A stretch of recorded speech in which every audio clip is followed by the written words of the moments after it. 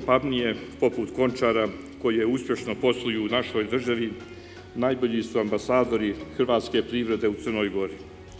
Za poštovanje su postignuće vaše kompanije, projekti koje ste realizovali i tržišta koje ste osvojili.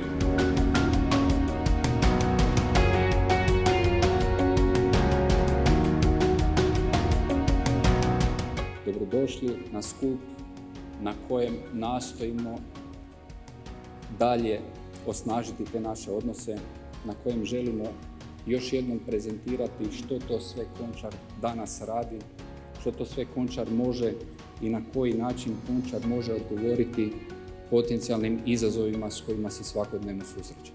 100 godina tradicije, 100 godina povjerenja korisnika cijelog svijeta.